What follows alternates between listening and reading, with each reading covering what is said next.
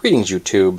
Recently, Gopher did a video concerning Fallout 4. He talked about all the available footage at the time of his video and discussed what game mechanics that were being talked about, what we knew, what he was speculating. And one of the things he showed off was the weapon customization features that are going to be in Fallout 4. And one of the things he showed was a baseball bat. It was a wooden one, I believe.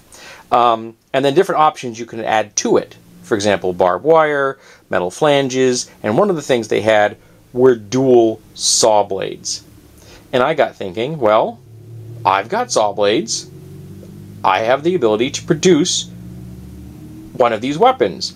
Now, one of the advantages I have is that I actually have two saw blades of exactly the same diameter and of the same tooth type. And I think I may put one in one direction, one in the other, just for visual appeal, as opposed to both going in the same direction. Not to mention, you never know how you're going to be able to swing, how you'll be swinging the weapon in actual use, if you were to ever use one of these things in combat. Obviously, I am never going to do that. And so I was going to use one of the wooden baseball bats I've got out in my garage. I have a number of bats I've picked up at yard sales and things just for projects. I buy them ahead of time and I use them when I need them. But drilling a straight hole, in fact, two parallel holes, because I need a hole for the center to hold it in place. But I also need a hole here for this notch so that the saw blades don't turn. So you need two holes, and drilling two holes through solid wood that are parallel without the proper kind of rig and a drill press or a milling machine is very hard to do. I know I've tried this in the past. You can do it, but it isn't easy. Round things are not easy to drill through. And then, the next day, I happened to be at a thrift shop. And in the thrift shop, they had this softball bat. And this softball bat has got holes in it. Lots of them. And they go all the way through, because the wall of this thing is probably only about an 1/8 of an inch thick. And there's one on each side, and they're in line with each other. All of these holes are in line with there were holes on the opposite side. So I'm like, well, I've got a pre-drilled hole. It's already in line. So that makes my life a whole lot easier. And this thing is as heavy as a baseball bat. In fact, this end here is solid aluminum. So the weight, it actually advertises on here, tip heavy. I don't know what this is for. I talked to my brother-in-law because he knows sports far more than I do, and he doesn't really know what these are for. He says it might be for making it move faster, but he's not positive. So anybody out there can tell me why a softball bat has holes in it. I would love to know. That would be awesome. But I'm just going to drill out two holes. I think it's these two. I'm not sure. I'll have to measure or mark it before I drill them. But I'll be using this one here so it gets as far out to the end as possible. And if I use this one, the blade comes out to about here. So I get about 2 inches beyond that. Obviously, it goes further in either side direction. And then I will do the other ones. Now, this cost me $3. These fasteners cost me, I think, $1.12. These I had already in my collection, so they cost me nothing. I already have my drill and my drill bit. These cost me 50 cents. I paid $1 each for those. So this is like, what, $4.62 or something in cost for this project, so under $5 for this project. So that's a pretty darn cool thing.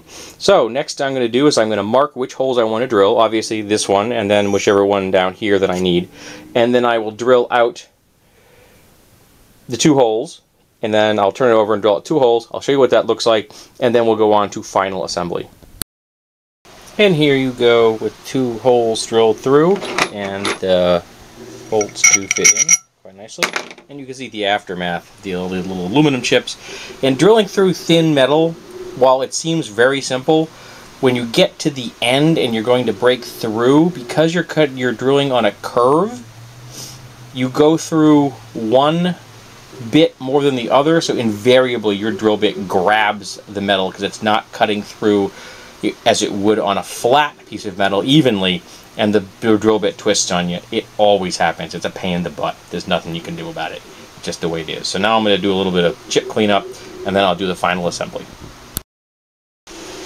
Well, there we go. You folks missed the trip to the hardware store because I bought the wrong length bolts. Right size, 1/4 20s, wrong length. I bought 2.5s. I should have brought 3s. As you can see on the center where I use 2 washers, it comes right to the end of that 3-inch bolt, so it's a perfect fit. This one's a little long because I only had to use 1 washer on these because the hole is smaller. Well, not the hole, the slot is smaller on this side. I wanted to have the extra grip there because the larger washer was just the hole was just a smidge larger than I'd like for that hex head. So I just threw another washer on there to make up the difference, so that I would get a nice tight fit. Now you can see that I'm actually at the bottom of that center hole and at the top of the slot, which is fine. You know, I get a nice solid fit. This thing is absolutely, utterly not going anywhere, and I've got these facing in opposite directions, so you got I'm kind of going one direction or the other. That kind of looks kind of cool, and has a nice appearance. And I'll go into the bathroom now, and I'll give you in a mirror, and I'll show you what it looks like in comparison to me. Alrighty, so there we go. The lighting isn't too bad, so you get to see the double bits.